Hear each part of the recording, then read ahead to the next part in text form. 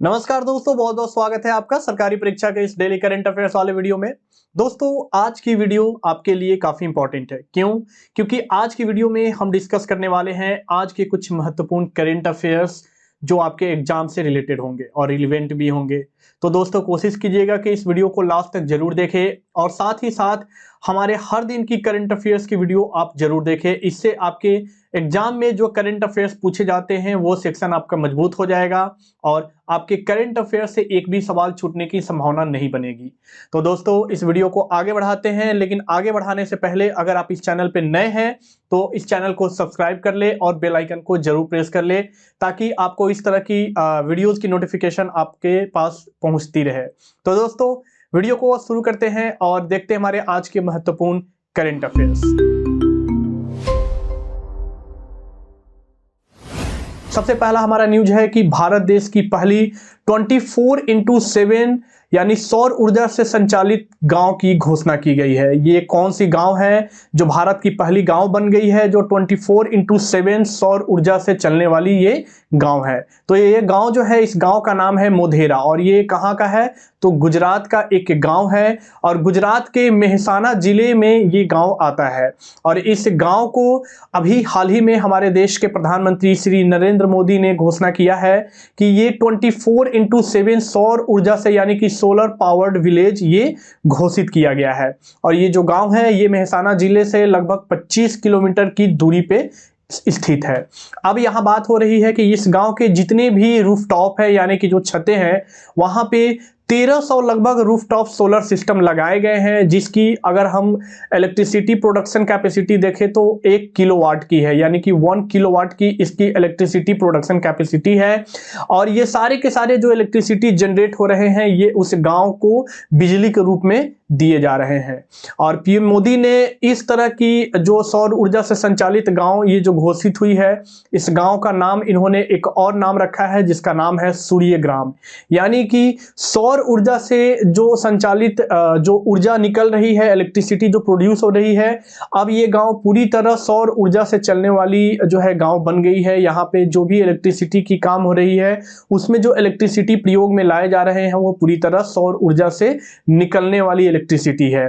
तो इसी कारण जो है प्रधानमंत्री मोदी ने इस गांव का नाम सूर्यग्राम रखा है। इस नाम को याद रखिएगा, ठीक है। और इसके लिए क्या किया गया था कि गुजरात गवर्नमेंट यानी कि गुजरात राज्य सरकार के द्वारा 12 हेक्टेयर की लैंड जो है इसे एलोकेट की गई थी इस गांव को, ताकि ये गांव में जो है जो बिजली पैदा हो वो पूरी तरह सौर ऊर्जा से पैदा हो। ठीक है, बहुत ही इंपॉर्टेंट ये इंफॉर्मेशन है, इससे सवाल आपके एग्जाम में बन सकते हैं। तो यहाँ या आपको याद रखना है भारत का पहला गांव, याद रखना है कि मोदी ने इस गांव का दूसरा नाम क्या दिया है, और ये भी याद रखना है कि इस गांव में जो टोटल रूफटॉप सोलर सिस्टम लगाए गए थे वो कितने लगाए गए थे, इसकी कैपेसिटी क्या थी। ये सब चीजें आपको याद रखनी है।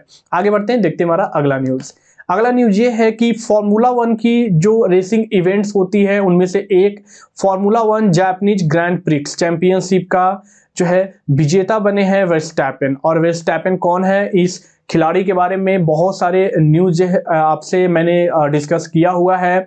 और एक और न्यूज अभी इस खिलाड़ी से रिलेटेड यहाँ पे मैं आपके साथ डिस्कस करने वाला हूँ जो कि काफी इंपॉर्टेंट होने वाला है। दोस्तों, फॉर्मूला 1 एक रेसिंग इवेंट होता है जो आप कई सारे जो है टीवी वगैरह में देखे होंगे या पेपर वगैरह में इसके चित्र देखे होंगे। इसमें क्या होते हैं कि एक सिंगल ड्राइवर होता है जो एक मोटर स्पोर्ट्स कार को जो है एक रेसिंग इवेंट में पार्टिसिपेट करता है, और जो इस रेसिंग इवेंट को जो है एक लाइन होती है, फाइनल लाइन को क्रॉस कर लेते हैं, वो इस चैंपियनशिप के विजेता बन जाते हैं। तो अभी हाल ही में जो जापानीज ग्रैंड प्रिक्स का फॉर्मूला 1 इवेंट किया गया था उसके विजेता बने हैं मैक्स वर्स्टैपेन, और ये उनका दूसरा जो है लगातार कंसेक्यूटिव फॉर्मूला 1 वर्ल्ड टाइटल है। यानी कि फॉर्मूला 1 की जो अगर हम बात करें विश्व कप की, तो इस विश्व कप का ये दूसरा उनका लगातार टाइटल है। और ये जो फॉर्मूला 1 का विश्व कप यानी कि जापानीज ग्रैंड प्रिक्स का आयोजन किया गया था, ये जापान के सुजुका में किया गया था। और वहीं अगर दूसरे अगर स्थान की बात करें तो रेडबुल के खिलाड़ी सर्जियो पेरेज ने इस चैंपियनशिप में दूसरा स्थान हासिल किया है। और अगर हम इनके ओवरऑल यानी कि मैक्स वर्स्टैपेन की अगर हम जापान में ओवरऑल विक्ट्री की बात करें तो ये इनका 18 रेस में से लगभग 12 जो है इन्होंने जापान के रेस को जीते हुए हैं। यानी कि जापान में जितने भी फॉर्मूला 1 के रेसेस किए गए हैं उनमें से 18 रेस में इन्होंने पार्टिसिपेट किया है और 18 रेस में से 12 रेस जो है ये इनके नाम रहे हैं। काफी इंपॉर्टेंट इंफॉर्मेशन है, इसे भी ध्यान में रखिएगा। नेक्स्ट देखते हैं। नेक्स्ट हमारा है कि IBSF वर्ल्ड बिलियर्ड्स चैंपियनशिप के विजेता कौन बने हैं, इससे रिलेटेड आपकी ये न्यूज है। अब ये बात है कि वर्ल्ड बिलियर्ड्स चैंपियनशिप, इसमें आप जो है कुछ ऐसे खिलाड़ी के बारे में जरूर जानते होंगे जो हमारे भारतीय खिलाड़ी है और हमारे देश का नाम इन्होंने पूरे वर्ल्ड जो है अगर लेवल की बात करें तो उस लेवल पे इन्होंने भारत देश का नाम रोशन किया है। और अभी हाल ही में जो बिलियर्ड्स का जो वर्ल्ड कप का आयोजन किया गया था उसके ये विजेता बने हैं। नाम है इनका पंकज अडवाणी जी। हम पंकज अडवाणी जी की ही बात कर रहे थे जो एक भारतीय बिलियर्ड्स के खिलाड़ी है और इन्होंने भारत को बिलियर्ड्स के फील्ड में पूरे ग्लोबल लेवल पे एक पहचान दिलाई है। और इन्होंने जो अभी IBSF वर्ल्ड बिलियर्ड्स चैंपियनशिप का इन्होंने खिताब जीता है, ये इनका 25वां गोल्ड मेडल रहा है, यानी कि 25वां खिताब रहा है। और अगर हम बिलियर्ड्स के वर्ल्ड कप की बात करें तो ये बिलियर्ड्स के सबसे ज्यादा वर्ल्ड कप जीतने वाले पहले खिलाड़ी बन गए हैं। याद रखिएगा, बिलियर्ड्स के सबसे ज्यादा वर्ल्ड कप जीतने वाले ये पहले खिलाड़ी बन गए हैं। साथ ही साथ अगर इस बिलियर्ड्स वर्ल्ड कप की बात करें तो इसका जो आयोजन किया गया था ये कुआलालंपुर में किया गया था और इन्होंने जिस खिलाड़ी को हराकर इस चैंपियनशिप के फाइनल को जीता है वो हमवतन यानी कि अपने ही देश के खिलाड़ी है, नाम है सौरभ कोठारी। और इन्होंने सौरभ कोठारी जी को 4-0 से मात देकर इस चैंपियनशिप को अपने नाम कर लिया है। अब अगर हम इनके पिछले जीत की बात करें कि इस चैंपियनशिप से पहले इन्होंने कब अपने लिए यानी अपने देश के लिए जो है गोल्ड मेडल लाया था, तो 12 महीने पहले इन्होंने कतर में जो है अपना लास्ट वर्ल्ड टाइटल अपने नाम किया था। और दोस्तों ये जो इन्होंने कारनामा किया है यानी कि जो बिलियर्ड्स के वर्ल्ड चैंपियनशिप में इन्होंने जो गोल्ड मेडल जीता है और जो इस गोल्ड मेडल यानी कि बिलियर्ड्स के वर्ल्ड चैंपियनशिप को इन्होंने 25 बार जीता है, उसे एक और रिकॉर्ड कायम हुआ है। रिकॉर्ड ये है कि किसी भी स्पोर्ट्स के चैंपियनशिप में सबसे ज्यादा अगर वर्ल्ड चैंपियनशिप की बात हो तो सबसे ज्यादा मेडल अगर किसी खिलाड़ी के नाम हुए हैं तो वो है पंकज अडवाणी। यानी कि आज तक जितने भी किसी भी स्पोर्ट्स के खिलाड़ी हो, अगर वर्ल्ड कप की बात की जाए उनके अलग अलग इंडिविजुअल स्पोर्ट्स में, तो वर्ल्ड कप में सबसे ज्यादा अगर मेडल जीतने वाले खिलाड़ी बन गए हैं तो वो बन गए हैं पंकज अडवाणी। ये भी रिकॉर्ड इनके नाम शामिल हो चुका है। तो बहुत ही इंपॉर्टेंट आपका ये इंफॉर्मेशन है और इससे सवाल बनने की संभावना तो मैं 100% आपको बता सकता हूं कि नेक्स्ट एग्जाम में इससे सवाल बनने ही बनने हैं। आगे बढ़ते हैं, देखते हैं हमारा अगला न्यूज।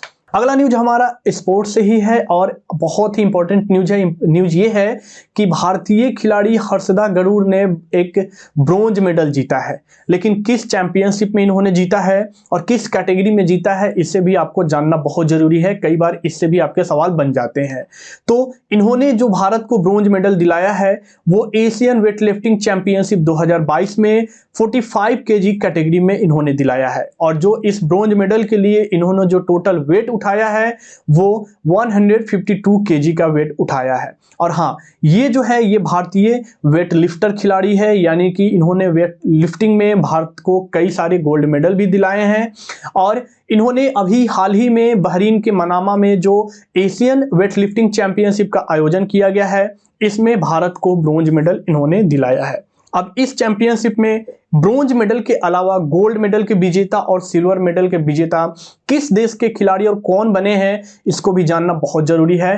तो गोल्ड मेडल के जो विजेता रहे हैं वो वियतनाम के खिलाड़ी खोंग माई फुआंग रहे हैं। इनका नाम थोड़ा अटपटा सा है लेकिन ये इनके देश का नाम है और ये बहुत ही वेट लिफ्टर में काफी जाने माने ये चेहरे हैं। और इन्होंने अभी हाल ही में 166 यानी कि 166 kg का वेट उठाकर इस चैंपियनशिप में अपने देश वियतनाम को गोल्ड मेडल दिलाया है। वहीं अगर हम सिल्वर मेडल की बात करें तो इस मेडल की जो दावेदार रही हैं वो रही हैं इंडोनेशिया की खिलाड़ी एस नाफिसातुल हरीरो। और इन्होंने जो रजत पदक के लिए जो टोटल वेट उठाया है वो 162 केजी वेट उठाया है और इनके इसी वेट के कारण इन्हें रजत पदक से सम्मानित किया गया है।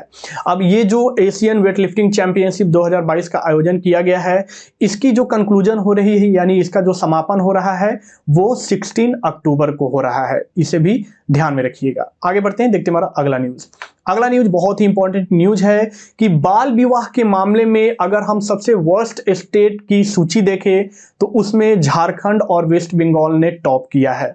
यानी आज भी हमारे देश में कई सारे ऐसे स्टेट हैं जहां पे बाल विवाह को जो है बढ़ावा दिया जाता है और कई सारे गांव में बाल विवाह किए जाते हैं। बाल विवाह दोस्तों वो विवाह होता है जो कि अंडर 18 जो है किसी भी बच्चे की शादी की जाती है, यानी कि 18 साल से कम उम्र के जो बच्चे की शादी की जाती है उसे बाल विवाह बोलते हैं। और अभी हाल ही में होम मिनिस्ट्री के द्वारा एक डेमोग्राफिक सैंपल सर्वे किया गया है और इस सर्वे में ये पाया गया है कि बाल विवाह की जो सूची तैयार की गई है उसमें सबसे जो वर्स्ट यानी कि जो बेकार स्टेट है वो स्टेट है झारखंड और वेस्ट बंगाल। यानी कि इन दोनों स्टेट्स में जो बाल विवाह की आंकड़े दर्ज किए गए हैं वो काफ़ी ज़्यादा दर्ज किए गए हैं। यानी कि अगर हम बात करें तो 18 साल से कम उम्र के अगर हम बच्चे की बात करें तो 5.8% झारखंड के टोटल पॉपुलेशन का जो बच्चे का जो पॉपुलेशन है, यंग जनरेशन के जो पॉपुलेशन है उसके 5.8% बच्चे की शादी जो है वो बाल विवाह कर दी जाती है। यानी कि अगर हम रूरल यानी कि गांव एरिया में देखें, अगर झारखंड की बात करें तो जितने भी गांव की जनसंख्या है झारखंड की उसकी 7.3% जनसंख्या की जो शादी होती है वो बाल विवाह होती है। वहीं अगर शहरों की बात करें तो 3% की जो जनसंख्या है उसकी भी शादी बाल विवाह ही की जाती है। दोस्तों बाल विवाह एक कानूनन अपराध है, लेकिन आज भी बहुत सारे स्टेट्स के गांव में चोरी छुपे जो है बच्चों की शादी कर दी जाती है। ऐसा माँ बाप जो है कई सारे कारणों से ऐसी शादियां करते हैं, लेकिन इससे उनके जो ह्यूमन डेवलपमेंट है उस पर काफ़ी असर पड़ता है। इसलिए हमें बाल विवाह की जो प्रथा है उसे धीरे धीरे खत्म करना चाहिए और जो ये सूची निकाली गई है इसे झारखंड और वेस्ट बंगाल जो है सबसे टॉप पे दर्ज किया गया है। लेकिन अगर हम बात कर ले कि सिर्फ झारखंड और वेस्ट बंगाल की ही अगर हम बात करें तो यहाँ पे अगर पॉपुलेशन की बात करें कि जितने भी पॉपुलेशन है वहाँ की जितने भी लेडीज की पॉपुलेशन है यानी कि महिलाएं यानी कि लड़कियों की जो पॉपुलेशन है उनमें से आधी लड़कियों की जो शादी है, एक सर्वे में ये आंकड़ा निकाला गया है कि उनमें से आधी लड़कियों की जो शादी होती है वो 21 साल पूर्ण होने से पहले ही कर दी जाती है। अभी हमारे देश में जो महिलाओं की जो लड़कियों की शादी की जो न्यूनतम उम्र थी वो 18 ईयर्स थी, लेकिन अभी हाल ही में इसे बढ़ाकर कितना कर दिया गया है, 21 साल कर दिया गया है। और वहीं झारखंड और वेस्ट बंगाल की बात करें तो वहाँ पे जो महिलाओं की जो जनसंख्या है, जो लड़कियों की जनसंख्या है, उनमें से आधी लड़कियों की जनसंख्या तो 21 साल से पहले ही इनकी शादी कर दी जाती है। तो ये बहुत ही बड़ा मुद्दा है इन दोनों स्टेट्स के लिए। इनको इस मुद्दे से निपट कर आगे बढ़ना होगा ताकि हमारे देश के डेवलपमेंट में ये भी जो है योगदान दे सके। नेक्स्ट देखते हैं हमारा अगला न्यूज क्या है। अगला न्यूज ये है कि योगासन में पहली जो है गोल्ड मेडल जीतने वाली एथलीट कौन है, इनके बारे में जानते हैं। जिन्होंने योगा आसन यानी कि जो आप योग देखते हो रामदेव बाबा जी को या बहुत सारे आप योग गुरु के आपने योग देखे होंगे, लेकिन हाल ही में नेशनल गेम्स में योगासन को इंक्लूड किया गया है। यानी कि भारत में जो अभी नेशनल गेम्स का आयोजन किए जा रहे हैं उसमें योगा आसन को शामिल किया गया है और योगा आसन में पहली गोल्ड मेडल जीतने वाली जो भारतीय खिलाड़ी बनी है वो बनी है पूजा पटेल। नाम याद रखिएगा, ये बहुत ही इंपॉर्टेंट है। और इन्होंने 36th नेशनल गेम्स जिसका आयोजन अभी हाल ही में कहाँ हुआ है तो गुजरात में हुआ है। आपसे इसके बारे में कई सारी इंफॉर्मेशन मैंने डेली करंट अफेयर्स में डिस्कस कर दिया है, बहुत सारे क्वेश्चन इससे रिलेटेड भी आपको बता दिया है, बहुत सारे न्यूज भी आपको इससे बता दिया है।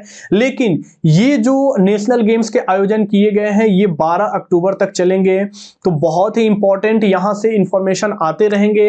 आप अगर हर एक दिन की वीडियो देखते हो तो आपको हर एक दिन के जितने भी इस स्पोर्ट्स इवेंट से जो भी विजेता बन रहे हैं या जिस खेल में विजेता बन रहे हैं या जो भी चीजें हो रही है उससे आपके सवाल जो है आपको मिलते जाएंगे। तो आपको इसीलिए मैं बोलता हूं कि पर डे की डेली करंट अफेयर्स आप जरूर देखो। इसमें हम हर एक दिन की जो इंपॉर्टेंट इवेंट होती है, जो इंपॉर्टेंट न्यूज होती है जिससे आपके एग्जाम में सवाल बन सकते हैं, उससे रिलेटेड हर एक इंफॉर्मेशन जो इंपॉर्टेंट होती है उसे यहां पे डिस्कस करते हैं, ताकि आपके एग्जाम में अगर उससे रिलेटेड किसी भी तरह के सवाल आए तो वो आपसे छूट ना पाए। तो दोस्तों अभी जो गुजरात में जो 36th नेशनल गेम्स खेले जा रहे हैं, जो 12 अक्टूबर को इसका समापन होना है, उसी नेशनल गेम्स में 5 जो है स्पोर्ट्स को इस बार डिवर्ट किया गया है, यानी इस स्पोर्ट्स को शामिल किया गया है जो इस नेशनल गेम्स में नए हैं। अब उनमें से एक तो योगासन है जिसमें गोल्ड मेडल पूजा पटेल ने जीता है, लेकिन 4 और स्पोर्ट्स इवेंट है जिनको शामिल किया गया है। आपको हमें कमेंट में बताना है कि वो कौन से ऐसे 4 स्पोर्ट्स इवेंट है जिन्हें इस बार के 36th नेशनल गेम्स में शामिल किया गया है। ठीक है, अब दोस्तों इस नेशनल गेम्स का जो आयोजन किया गया है, अभी मैंने बताया कि गुजरात में किया गया है।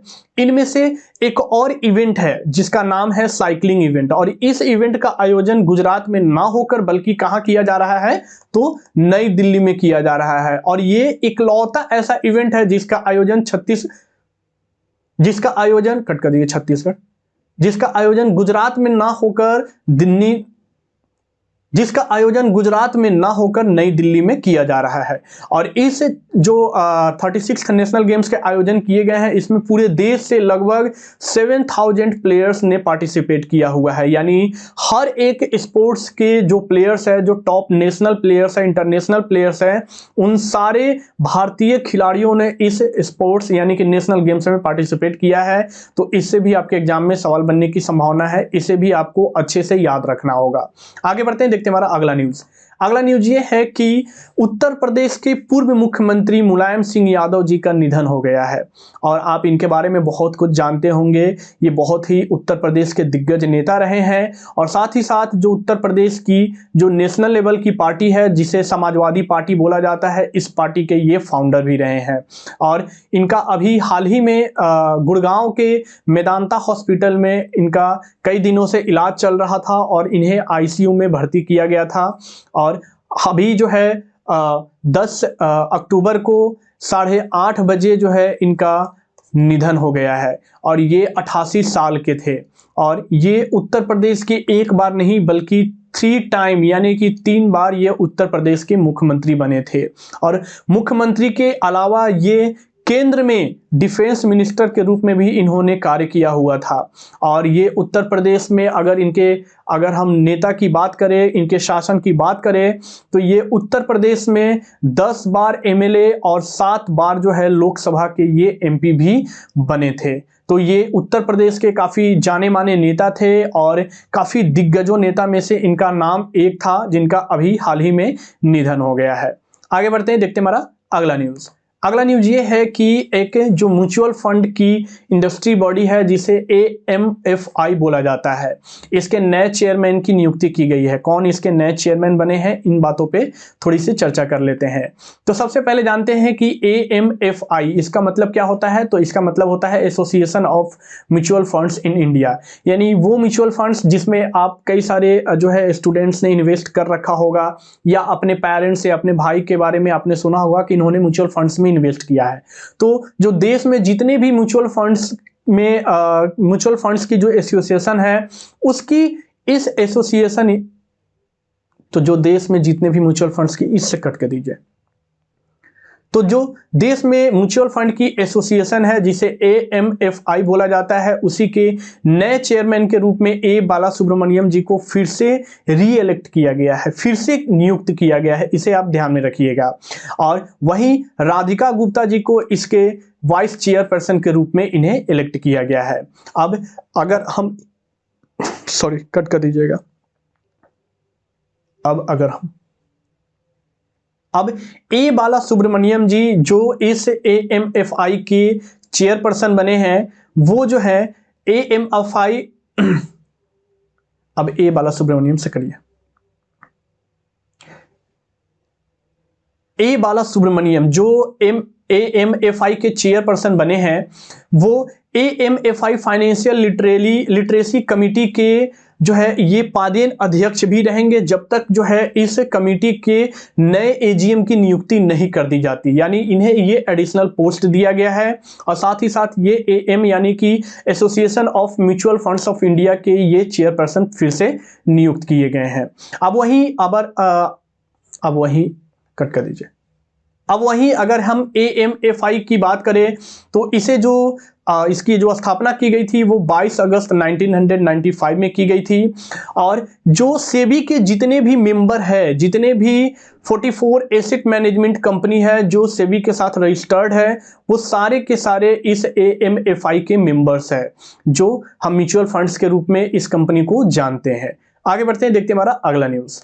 अगला न्यूज ये है कि इरेडा ने साइबर जागरूकता दिवस मनाया है। अब ये साइबर जागरूकता दिवस क्यों मनाया गया है और इसे कब मनाया गया है, इसके बारे में चर्चा करते हैं। तो सबसे पहले जानते हैं कि जिसके द्वारा ये साइबर जागरूकता दिवस मनाया गया है यानी कि इरेडा, यानी कि इसे Indian renewable energy development agency limited बोलते हैं।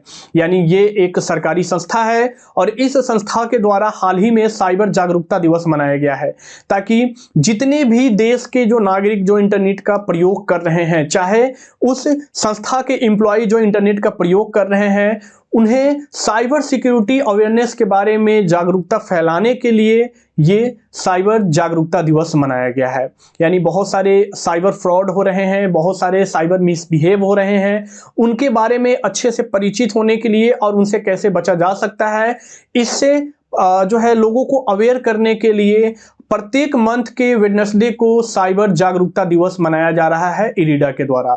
और इरेडा के द्वारा ये जो साइबर जागरूकता दिवस मनाया जा रहा है ये हमारे भारत के मिनिस्ट्री ऑफ होम अफेयर्स के द्वारा शुरू किया गया ये एक इनिशिएटिव है। इसे बेसिकली देश में जितने भी साइबर क्राइम्स हो रहे हैं या लोग इनके बारे में जो सही से जानकारी नहीं रखते हैं और जो इसके फ्रॉड के शिकार हो जाते हैं, उन लोगों को अवेयर करने के लिए इसे मिनिस्ट्री ऑफ होम अफेयर्स के द्वारा शुरू किया गया है। आगे बढ़ते हैं, देखते हैं हमारा अगला न्यूज। अगला न्यूज ये है कि भारत की पहली micro category drone certification DGCA के द्वारा दिया गया है। लेकिन किस ड्रोन कंपनी को दिया गया है और इस ड्रोन कंपनी के किस वेरिएंट को दिया गया है, इन बातों पे चर्चा करते हैं। तो ये एक बेंगलुरु की एरोस्पेस कंपनी है जिसका नाम है एस्टेरिया एरोस्पेस और इसी एस्टेरिया एरोस्पेस कंपनी की जो बहुत ही एक पुरानी यानी कि बहुत ही एक नवीन डिजाइन की हुई, बहुत ही एक पुरानी कट कर दीजिएगा, वहां से करते हैं, बहुत ही एक प्रिमिटिव डिजाइन की हुई A200 ड्रोन को जो है हाल ही में अभी DGCA के द्वारा इंडिया की पहली micro category drone certificate provide किया गया है। यानी ये जो ड्रोन है ये बहुत ही छोटा ड्रोन है और इस ड्रोन का जो बेसिकली उपयोग किया जा रहा है वो सर्वे और मैपिंग करने में उपयोग किया जा रहा है। चाहे वो कोई भी फील्ड हो, चाहे वो GIS के फील्ड हो या कंस्ट्रक्शन की फील्ड हो या माइनिंग की फील्ड हो या एग्रीकल्चर की फील्ड हो, या अगर हम बात करें तो किसी भी फील्ड में इस ड्रोन के काफी सारे उपयोग हो रहे हैं और इसी उपयोग के कारण इस ड्रोन को हाल ही में DGCA के द्वारा प्रमाणित किया गया है। अब वही जो इसकी ड्रोन है जिसका नाम है A200 ड्रोन, ये ड्रोन की जो मैन्युफैक्चरिंग की गई है ये काफी अपने वर्ग की सबसे बेस्ट कैटेगरी की ये ड्रोन है और इसकी जो परफॉर्मेंस है वो काफी मतलब एक तरह की यूनिक परफॉर्मेंस बताई जा रही है। चाहे वो जिस फील्ड में इस ड्रोन की मदद से काफी जो है काम लिए जा रहे हैं, जिसके कारण इसे DGCA के द्वारा भारत की पहली माइक्रो कैटेगरी ड्रोन का सर्टिफिकेट प्राप्त हुआ है। ठीक है, तो ये है हमारे आज के कुछ महत्वपूर्ण करंट अफेयर्स जिस पे मैंने चर्चा किया। लेकिन आपको तो पता ही है कि हम हर रोज आपके साथ करंट अफेयर्स पे चर्चा करते हैं, लेकिन इसके अलावा आपको इस चैनल के माध्यम से कई सारे वीडियोज भी अवेलेबल कराए जा रहे हैं।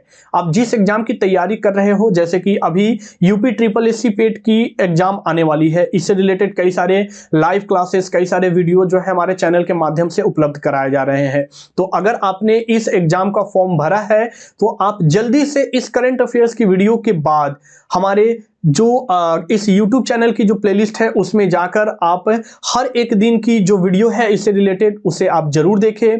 इससे आपके एग्जाम में कई सारे क्वेश्चन बनने की संभावना हो सकती है। तो दोस्तों अब आपसे मैं करंट अफेयर्स और स्टैटिक जीके से रिलेवेंट एक क्वेश्चन पूछने वाला हूं जो कि काफी इंपॉर्टेंट है। इसका भी जवाब आपको हमारे कमेंट बॉक्स में बताने हैं। तो सवाल यह है कि व्यक्तिगत ओलंपिक पदक जीतने वाली पहली भारतीय महिला कौन है।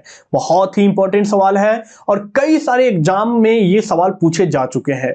तो हमारे जो यहाँ पे ऑप्शन है वो है पीटी उषा, कन्नम मल्लेश्वरी, साइना नेहवाल या मैरी कॉम। और आपको हमें सही जवाब जो है वो कमेंट में बताना है और आप हमें इसका सही जवाब जरूर कमेंट में बताएं और साथ ही साथ इस वीडियो को लाइक करें, अपने फ्रेंड अपने रिलेटिव जो एग्जाम की तैयारी कर रहे हैं उनके साथ जरूर शेयर करें और साथ ही साथ हमें कमेंट करके भी ये बताएं कि आपको आज का वीडियो कैसा लगा है। और सबसे जरूरी चीज जो मैंने शुरू में ही आपको बोला था कि आप अगर एग्जाम की तैयारी कर रहे हो या आपके घर के कोई भी बच्चे एग्जाम की तैयारी कर रहे हैं तो इस चैनल को जरूर सब्सक्राइब कर लें और साथ ही साथ बेल आइकन को जरूर प्रेस कर लें ताकि किसी भी तरह की अगर वीडियोज यहाँ पे अपलोड किए जाए तो उसकी नोटिफिकेशन सबसे पहले आप तक पहुंच सके। ठीक है दोस्तों, मिलते हैं आपसे अगले वीडियोज में, तब तक के लिए नमस्कार।